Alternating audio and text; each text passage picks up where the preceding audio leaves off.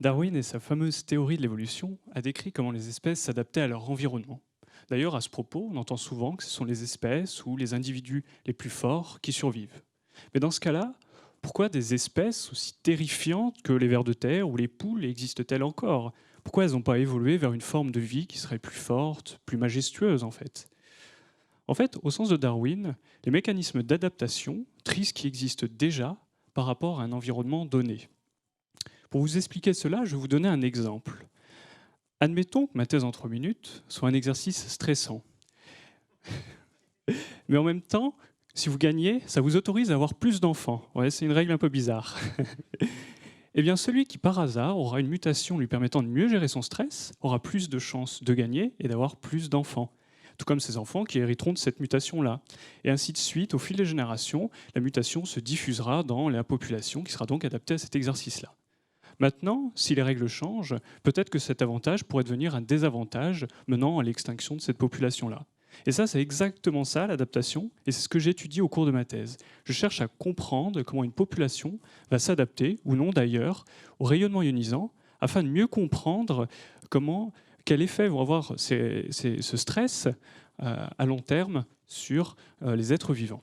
Alors pour cela, j'utilise un tout petit verre de seulement 1 mm, Cenorbitis elegans.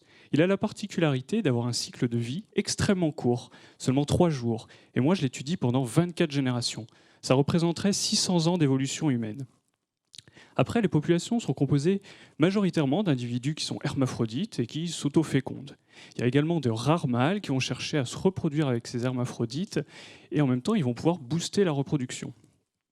Donc j'ai commencé à irradier mes populations dans des boîtes de pétri en m'attendant à ce que les populations décroissent. C'est exactement ce que j'observe au départ, mais après, très vite, j'ai commencé à voir une augmentation tout doucement de ces populations-là. J'ai refait l'expérience en me disant que j'avais peut-être fait une erreur dans mes estimations et j'ai observé le même pattern. En fait, quand j'ai commencé à comparer ces résultats-là avec d'autres mesures démographiques, je me suis rendu compte qu'il y avait également une augmentation du nombre de mâles dans mes populations. Et il faut savoir que chez cette espèce, la différenciation en mâles est notamment liée à des anomalies chromosomiques, un petit peu comme les monosomies ou les trisomies, si vous voulez, et que les rayonnements ionisants augmentaient la fréquence de ces anomalies-là, et donc du nombre de mâles. Et comme je vous ai dit plus tôt, ils vont booster la reproduction, ce qui va permettre finalement d'atténuer légèrement les effets délétères des rayonnements ionisants sur la population.